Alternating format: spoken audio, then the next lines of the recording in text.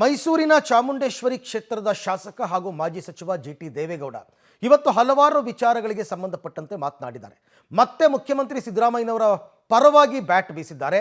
ಅವರು ಯಾಕೆ ರಾಜೀನಾಮೆ ಕೊಡಬೇಕು ಅಂತ ತಮ್ಮ ಪಕ್ಷದವರ ವಿರುದ್ಧವೇ ಮಾತನಾಡಿದ್ದಾರೆ.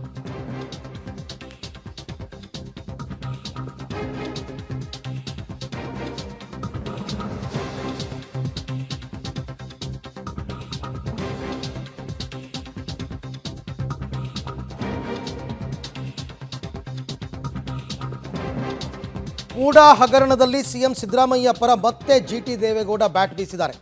ಮೂಡಾ ಹಗರಣ ವಿಚಾರದಲ್ಲಿ ಸಿದ್ದರಾಮಯ್ಯನವರು ರಾಜೀನಾಮೆ ಕೊಡುವ ಅಗತ್ಯ ಇಲ್ಲ. ಯಾವ ಪಕ್ಷದ ಯಾವ ನಾಯಕರ ಮೇಲೆ ಎಷ್ಟು ಎಫ್ಐಆರ್ಗಳಿದೆ ಗೊತ್ತಾ?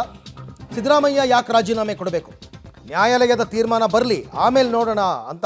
ಜೊತೆಗೆ ನಮ್ಮ ಪಕ್ಷದಲ್ಲಿ ಯಾರ ಮೇಲೆ ಎಷ್ಟು ಎಫ್ಐಆರ್ಗಳಿದೆ ಗೊತ್ತಾ? ಈ ಬಗ್ಗೆ ನಾಯಕರುಗಳು ಮೊದಲು ನೆನಪಿಸ್ಕೊಳ್ಳಿ, ಆಮೇಲೆ ಸಿದ್ದರಾಮಯ್ಯನವರ ರಾಜೀನಾಮೆಯನ್ನು ಕೇಳಲಿ ಅಂತ ಜಿಟಿ ದೇವೇಗೌಡರು ಮತ್ತೊಮ್ಮೆ ಸಿದ್ದರಾಮಯ್ಯನವರ ಪರವಾಗಿ ಮಾತನಾಡಿದರು. ಸಿದ್ದರಾಮಯ್ಯನವ್ರ ಸೈಟ್ ಅಲ್ಲ, ಈಗ ಮೂಡಾ ಸೈಟ್ ವಾಪಸ್ ಮಾಡಾಗೋಗಿದೆ. ಅವರು ಈಗಾಗಲೇ ನಾನು ಹೇಳಿದ್ದೀನಿ, ಇಡೀ ರಾಜ್ಯದಲ್ಲಿ BDA, housing board, MUDA land to land ಕೊಡ್ತಾಯಿದ್ರು. ಈಗ ಸುಪ್ರೀಂ ಕೋರ್ಟು ರೇಟ್ ಜಾಸ್ತಿ ಒಂದಕ್ಕೆ 3 ಪಟ್ಟು 4 ಪಟ್ಟು ಮಾಡಿದ್ಮೇಲೆ 50-50 ಅಂತಕ್ಕಂಥದ್ದು ನಡೀತಾ ಇದೆ. ಎಲ್ಲ ಕಡೆ ನಡೀತಾ ಇದೆ ರಾಜ್ಯದಲ್ಲಿ. ಅದು ಕೊಡದೆ ಮಾಡದೆ ಪ್ರಾಧಿಕಾರಗಳೇ ಉಳಿಯಲ್ಲ. ಲ್ಯಾಂಡ್ ಟು ಲ್ಯಾಂಡ್ ಕೊಡೋಕ್ಕೆ ಹೊರತು ಜಮೀನಿಲ್ಲ.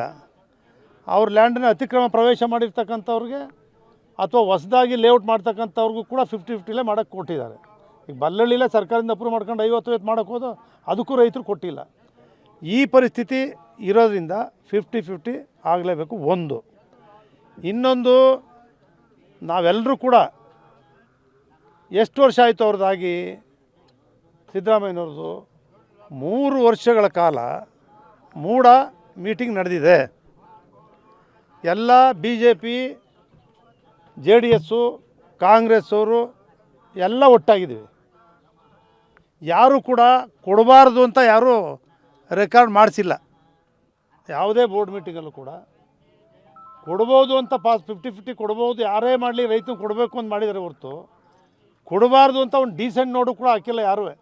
MLCಗಳು, MLAಗಳು, ಸೀನಿಯರ್ಸು ಎಲ್ಲ ಇದ್ದೀವಿ. ಅಲ್ಲಿ 19-20 ಜನದಷ್ಟು ಇದ್ದೀವಿ ನಾವೆಲ್ಲರೂ ಕೂಡ. ಈ ಬಗ್ಗೆ ಮತ್ತಷ್ಟು ಮಾಹಿತಿ ನನ್ನ ಕೊಲಿ KP ನಾಗರಾಜ್ ಅವರಿಂದ ಪಡ್ಕೊಳ್ಳೋಣ. KP, ಈಗ ಮೂಡಾ ಹಗರಣಕ್ಕೆ ಸಂಬಂಧಪಟ್ಟಂತೆ ಸಿದ್ದರಾಮಯ್ಯನವರು ರಾಜೀನಾಮೆ ಕೊಡೋ ಅಗತ್ಯ ಇಲ್ಲ ಅಂತ ಈ ಹಿಂದೆನೇ, ತುಂಬ ದಿನಗಳ ಹಿಂದೆನೇ ಹೇಳಿಬಿಟ್ಟಿದ್ರು ಜಿಟಿ ದೇವೇಗೌಡರು.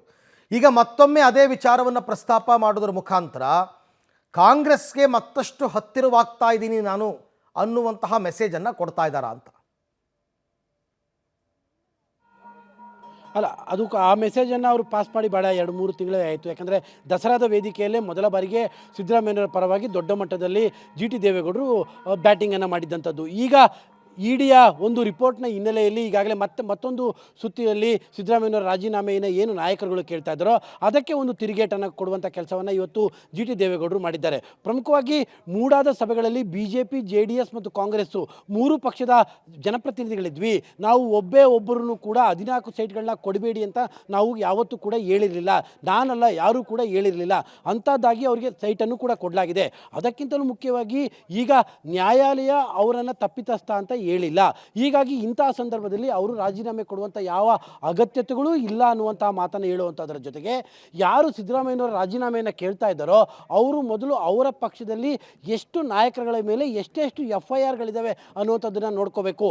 ಆ ನಂತರದಲ್ಲಿ ರಾಜೀನಾಮೆ ಕೇಳಬೇಕೇ ಹೊರತು ಅದಕ್ಕಿಂತ ಮುಂಚೆ ಕೇಳಬಾರ್ದು ಅನ್ನುವಂಥ ರೀತಿಯಾದಂಥ ತಿರುಗೇಟನ್ನು ಜಿಟಿ ದೇವೇಗೌಡರು ನೀಡಿರುವಂಥದ್ದು. ಅಲ್ಲಿಗೆ ಜಿಟಿ ದೇವೇಗೌಡರು ಏನು ದಸರಾದ ಸಂದರ್ಭದಲ್ಲಿ ಏನು ತಮ್ಮದೊಂದು ಸ್ಟ್ಯಾಂಡ್ ಇತ್ತು ಸಿದ್ದರಾಮಯ್ಯನವರ ವಿಚಾರದಲ್ಲಿ, ಎಸ್ಪೆಷಲಿ ಮೂಡಾ ಹಗರಣದ ವಿಚಾರದಲ್ಲಿ ಏನೊಂದು ಸ್ಟ್ಯಾಂಡನ್ನು ಇಟ್ಕೊಂಡಿದ್ರೋ ಅದೇ ಸ್ಟ್ಯಾಂಡನ್ನೇ ಈಗಲೂ ಕೂಡ ಕಂಟಿನ್ಯೂ ಮಾಡ್ತಾ ಇದ್ದಾರೆ. ಯಾವುದೇ ಹಂತದಲ್ಲೂ ಕೂಡ ಅವರಿಗೆ ಏನು JDSನ ಒಳಗಿನ ಮುನಿಸು ಕಡಿಮೆ ಆದಂತೆ ಕಾಣ್ತಾ ಇಲ್ಲ. ಮತ್ತು ಯಾವುದೇ ಸಂದರ್ಭದಲ್ಲಾದ್ರೂ ಕೂಡ ಅವರು ಸಿದ್ದರಾಮಯ್ಯನವ್ರನ್ನ ಬಿಟ್ಟು ಕೊಡುವಂಥ ಪ್ರಶ್ನೆಗಳು ಇದ್ದಂತೆ ಕಾಣ್ತಾ ಇಲ್ಲ. ಅಲ್ಲಿಗೆ ನೀವು ಹೇಳಿದಂತೆ ಇನ್ನೂ ಒಂದು ಹೆಜ್ಜೆ ಹತ್ರ ಅವರು ಕಾಂಗ್ರೆಸ್ನ ಸಮೀಪಕ್ಕೆ ಹೋಗಿರುವಂಥ ಸಾಧ್ಯತೆಗಳೇ ಕಾಣ್ತಾ ಇದೆ. ಅವರು ಮುಂದೆ ವರೆದು ಮತ್ತೊಂದು ಮಾತನ್ನು ಹೇಳ್ತಾರೆ, ನನ್ನನ್ನು ಕಾಂಗ್ರೆಸ್ಗೆ ಬನ್ನಿ ಅಂತ ಯಾರು ಕೂಡ ಕೇಳಿಲ್ಲ ಅಥವಾ ಕರೆದಿಲ್ಲ, ಆದರೆ ನಾನು ಈ ವಿಚಾರದಲ್ಲಿ ಸಿದ್ದರಾಮಯ್ಯನವರ ಪರ ನಿಲ್ತೇನೆ ಅನ್ನುವಂಥದ್ದನ್ನು ಸ್ಪಷ್ಟಪಡಿಸ್ತಾ ಇದ್ದಾರೆ. ಅರವಿಂದ್, ರೈಟ್, ಹಾಗೆ ಸಂಪರ್ಕದಲ್ಲಿರಿ KP, ಮತ್ತೆ ನಿಮ್ಮ ಜೊತೆನಲ್ಲಿ ನಾನು ಮಾತನಾಡ್ತೀನಿ. ಒಟ್ಟಾರೆ GT ದೇವೇಗೌಡರ ಹೆಸರು ತಳಕಾಕೊಂಡಿದೆ ಮೂಡ ಹಗರಣದಲ್ಲಿ. ಅವರ ಹೆಸರು ತಳಕಾಕೊಂಡ ಮೇಲೇ ಒಂದಷ್ಟು ನಾಯಕರು GT ದೇವೇಗೌಡರ ವಿರುದ್ಧನೂ ಕೂಡ ಮಾತನಾಡಿದ್ದಾರೆ.